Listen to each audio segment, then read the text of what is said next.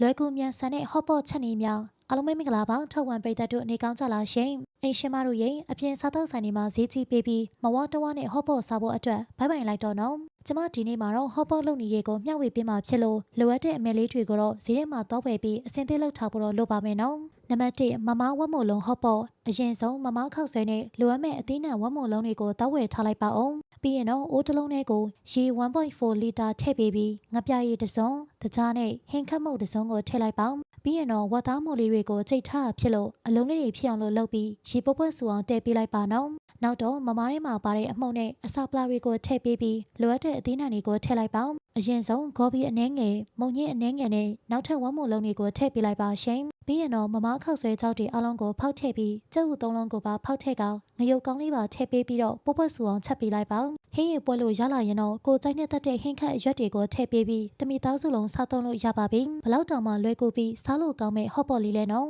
အိမ်မှာလှူစားကြည့်ဖို့ကျမနီလေးအတိုင်းအခုပဲလှူစားကြည့်လိုက်ကြပါဦးနံပါတ်2ပင်လယ်စာဟော့ပေါ့တုံရမ်းချက်ဒါကတော့ထိုင်းအစားအစာတစ်ခုဖြစ်ပြီးထွန်ထိုင်းနေရဲ့အထင်ကြီးအစားအသောက်တစ်ခုပါပဲအုံတို့မပါတဲ့တုံရမ်းဟော့ပေါ့ချက်နီးလေးမို့စကားတွေပြောမနေတော့ပဲကျမတို့အခုပဲချက်စားဖို့ပင်လယ်စာတွေနဲ့အသီးနှံတွေတောဝယ်လိုက်ရအောင်အရင်ဆုံးခုနကအတိုင်းရေချိန်အစကိုပွက်ပွက်ဆူအောင်တဲထားပြီးတုံရမ်းအခဲကိုထည့်ချက်ပေးလိုက်ပါတုံရမ်းခဲလေးရေပြောသွားပြီဆိုရင်တော့စက်သားမှုန့်2စုံရိမ်ငပြာရည်တစ်စုံရည်ကိုထည့်ပေးလိုက်ပါရှင်နောက်ပြီးငါးငပြာရည်တစ်စုံမှာထည့်ပေးပြီးဈေးကနေလက်လက်ဆက်ဆက်ဝယ်ထားတဲ့ပင်လယ်စာတွေကိုထည့်ချက်ပေးလိုက်ပါနောက်တော့စက်သွန်ဖြိုအလုံးလေး2ချမ်း3ချမ်းရည်ဆက်ဆက်လေးဖြစ်ဖို့ငရုတ်သီးလေးတွေကိုပါထည့်ပေးပြီးရှမ်းနံနံလေးတွေပါထည့်ချက်ပေးလိုက်ပါဦးနော်ဒါရီအားလုံးပြီးရင်တော့တံမြာရည်အနှဲငယ်ကိုထည့်ချက်ပေးကအနှဲငယ်အနှစ်ရည်ကျလာပြီဆိုရင်တော့စားသုံးဖို့အဆင်သင့်ဖြစ်နေပြီဖြစ်တဲ့ပင်လယ်စာဟော့ပေါ့တုံရမ်းချက်လေးကိုရရှိလာပါပြီနံပါတ်3ချင်ဆက်ဝတ်သားလုံးဟော့ပေါ့ဒီဟင်းကတော့အပေါ်ကချက်နီးနဲ့ဆင်ပေမဲ့လျှို့ဝှက်ချက်လေးတွေရှိနေတာမလို့ကျမရဲ့ဒီချက်နီးလေးတွေကိုလိုက်လို့စားကြည့်လိုက်တော့နော်